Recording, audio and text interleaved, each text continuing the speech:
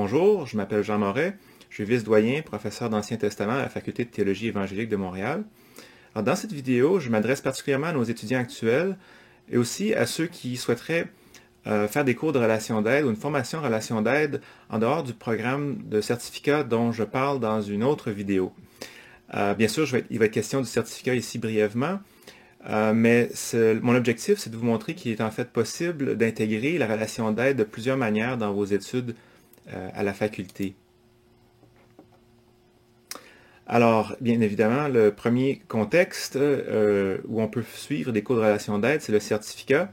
C'est un des moyens qui est à votre disposition si vous voulez intégrer davantage de cours. J'aimerais tout de même attirer votre attention sur le cours Introduction à la relation d'aide 1, qui est en gras ici dans ce tableau. Le cours d'introduction 1, c'est un cours prérequis pour les autres cours de spécialisation en relation d'aide, dont tous ceux qui suivent la relation d'aide, introduction à la relation d'aide numéro 2, la famille, gestion des conflits, et ainsi de suite. Donc, dans les options qui vont être discutées dans la suite de cette vidéo, il y a plusieurs programmes qui incorporent la relation d'aide, et souvent, il va y avoir un choix. Même dans certaines options, vous pouvez prendre des cours à la carte, mais c'est important de garder à l'esprit que même si vous voulez prendre des cours à la carte, il y a un prérequis qui existe, c'est-à-dire que ce cours d'introduction jette les bases et donc est fondamental pour pouvoir suivre les autres. Donc, peu importe le mode d'étude que vous choisirez, que ce soit le certificat ici ou que ce soit les autres, ce cours-là doit être suivi avant les cours spécialisés. Donc, on vous invite à vraiment porter une attention particulière au calendrier des cours si c'est un domaine qui vous intéresse pour vous assurer de vous inscrire à ce cours-là en premier. Ensuite, un autre programme qui s'offre à vous, davantage ici pour les étudiants de deuxième cycle, c'est la maîtrise en divinité. Donc, la maîtrise en divinité qui, en fait, ressemble beaucoup au BTH, mais qui est un programme de deuxième cycle qui est requis pour certaines accréditations, comme l'aumônerie. C'est un programme qui propose 22 cours obligatoires dans le tronc commun, avec 2 cours optionnels au choix. Ensuite, le programme propose une spécialisation de 6 cours, qui traditionnellement était en ministère pastoral, parce que c'était la seule spécialisation qui était disponible. Or, maintenant, c'est possible d'y aller d'une deuxième spécialisation, ou d'une alternative, si on peut dire, celle en relation d'aide. Donc, il serait composé, par exemple, des cours Introduction à la relation d'aide 1, Introduction à la relation d'aide 2, et d'autres cours qui seront à déterminer ici. Donc, cette spécialisation, c'est 18 crédits, 6 cours, et elle pourrait remplacer celle en ministère pastoral pour ceux qui veulent se former à la maîtrise et qui veulent incorporer, au lieu du ministère pastoral, plutôt un accent en relation d'aide qui pourrait inclure d'ailleurs un stage pratique ici. Ensuite, une troisième option qui s'offre à vous, c'est la maîtrise en théologie pratique. Donc, la maîtrise en théologie, c'est un programme avancé de recherche qui a ici une composante pratique. Donc, elle a en commun avec la maîtrise en théologie standard les 4 cours obligatoires du tronc commun, donc ce sont des cours de méthodologie, de recherche. Ensuite, il y a 4 séminaires et examens de synthèse et une spécialisation de 18 crédits et 6 cours aussi, qui peuvent être des cours, des séminaires, des stages.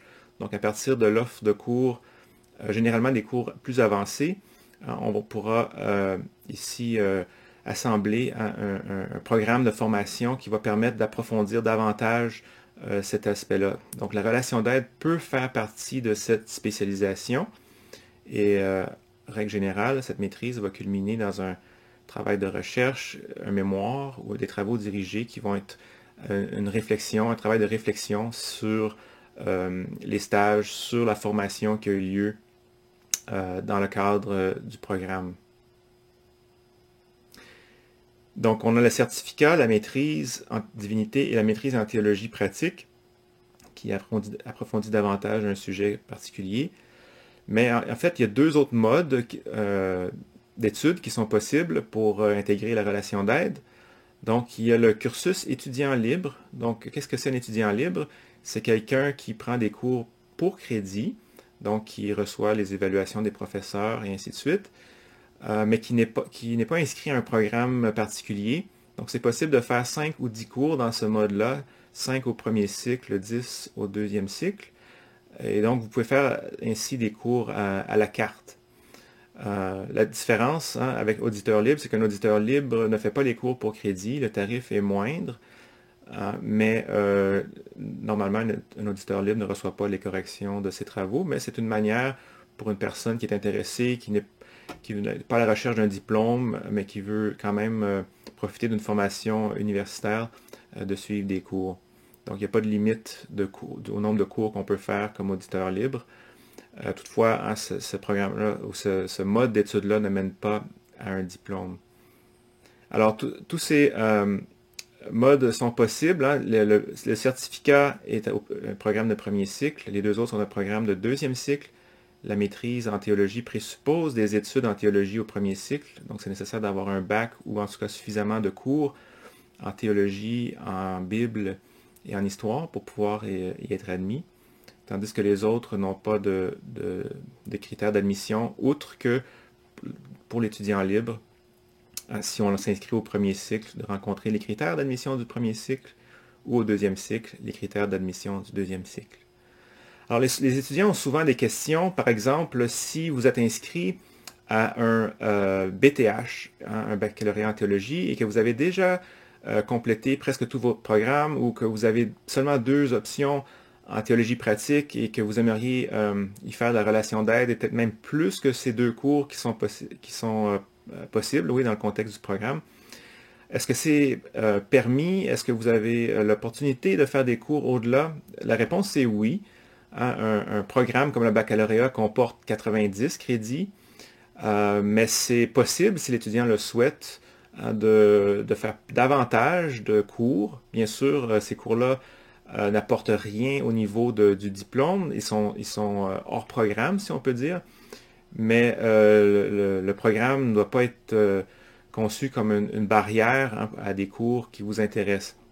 Bien sûr, lorsque vous discuterez avec vos responsables de cycle dans la planification de votre cursus, ceux-ci vont insister pour que les cours obligatoires soient faits en premier.